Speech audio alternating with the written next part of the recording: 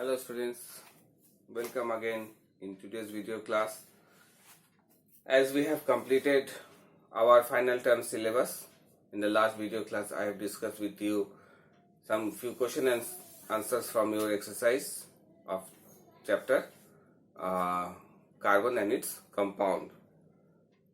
So in today's video class I will start discussing with you as a revision from the previous chapters that we have done few months ago.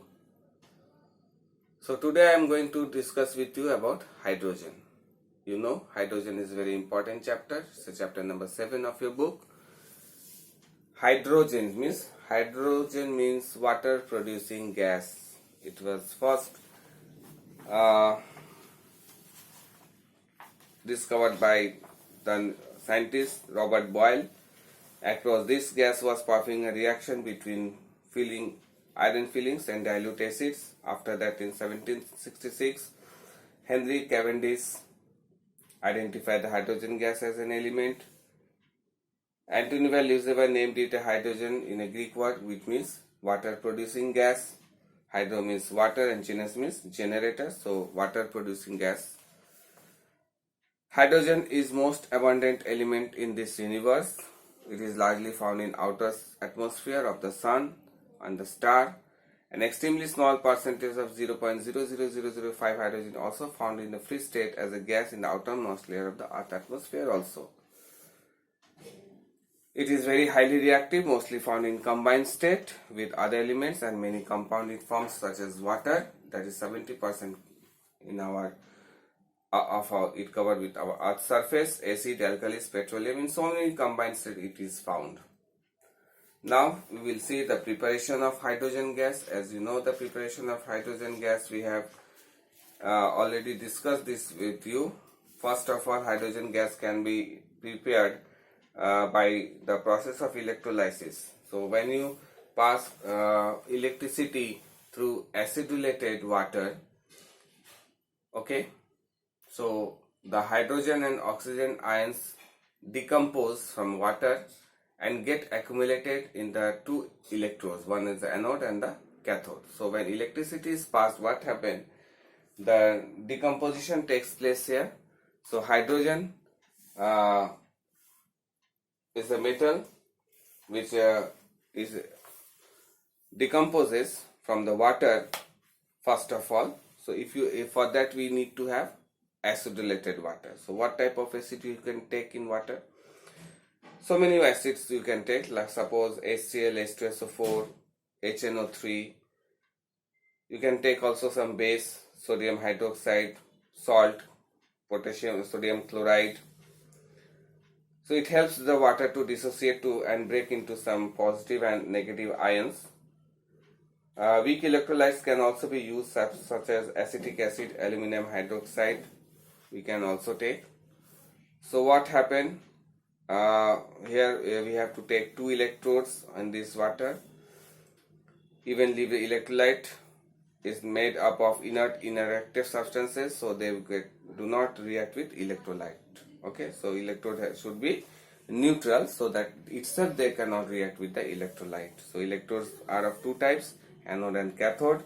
When positive terminal of the battery is connected to is called anode, and when negative terminal of the battery is connected to the electrode is called cathode. So you know the difference between anodes and cathodes. Anode is connected to the positive terminal of the battery, whereas anode is connected to the negative terminal of the battery.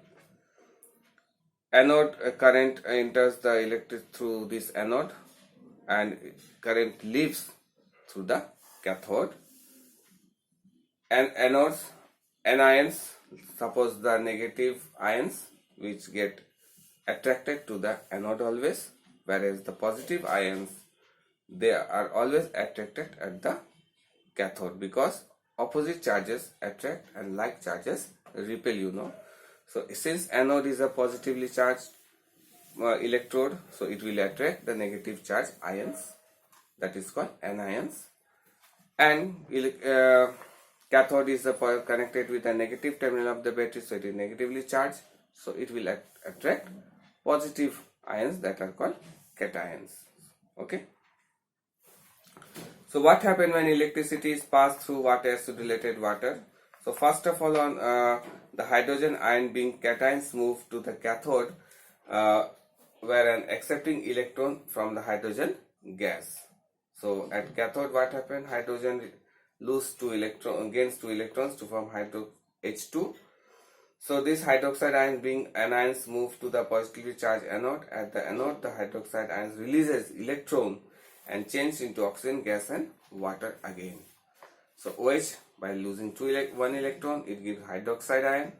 When this hydroxide ion by gaining 2 oxygen, it forms again water. So on combining the half reactions taking place at the electrode and cathode and anode, the overall decomposition of water takes place in the oxygen and hydrogen. So overall reaction is H2O gives H2 plus O2.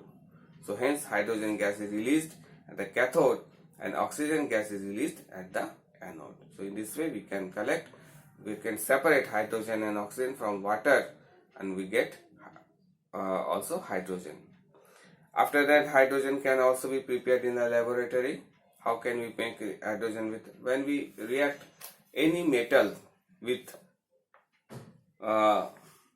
acid, dilute acid, this dilute acid always contain hydrogen. So what happens? These metals are more reactive than hydrogen. The more reactive metals which are we use, they will displace hydrogen to form hydrogen and corresponding metallic salt. Okay. Suppose sodium and react with HCl, it gives NaCl plus hydrogen. So sodium is more reactive than hydrogen. So it will displace hydrogen to form sodium chloride and hydrogen gas. Similarly, any of the metal which are more reactive than hydrogen, you can take for this laboratory preparation of hydrogen. So,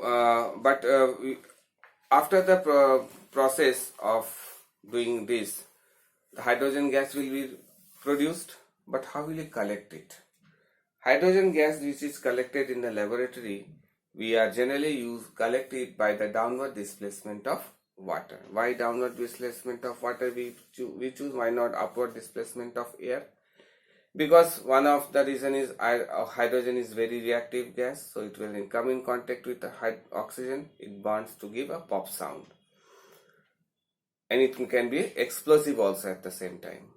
But side by side, hydrogen is very slightly soluble in water, so it is due to these two reasons we generally collect hydrogen gas by the downward displacement of water.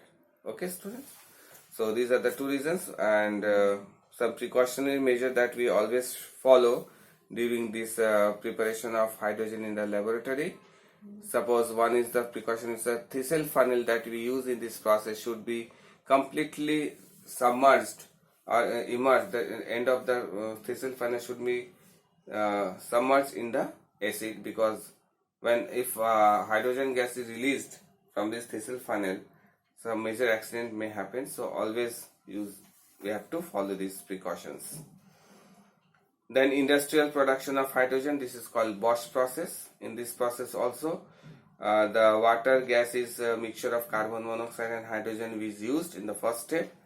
So when super heated steam is made to react with carbon, that is white hot coke, at a high temperature to form water gas, this is an endothermic reaction. So C plus H2O, the reversible, it gives water gas and heat.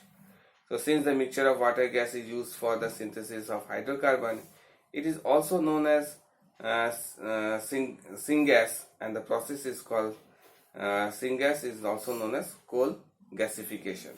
Okay, syngas, remember this word.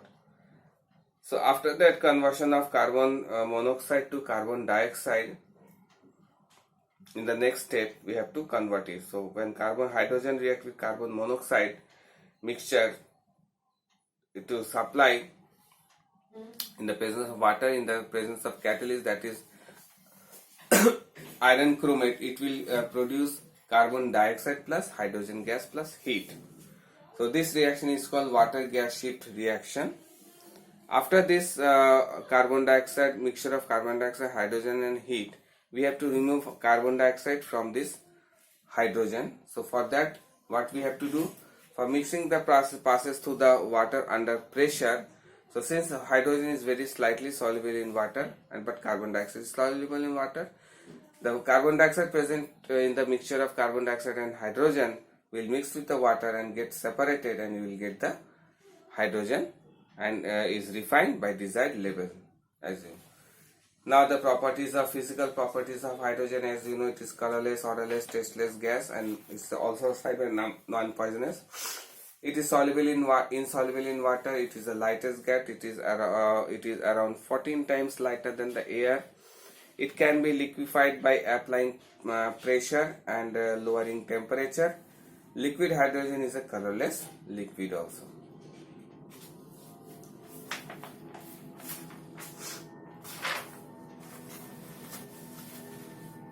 So in this way we have seen the about some physical properties of hydrogen. So very big chapter. In the next video class we will again discuss from the chemical properties of hydrogen. So go through this chapter. Last 3 chapters are very important: hydrogen, water, and carbon and its compound. These are very important chapters. So I will do the revision of these 3 chapters again. So please you also go through these chapters once again, and if you get any kinds of doubt, please do ask me in your online classes. Thank you very much, students. See you again in the next video class.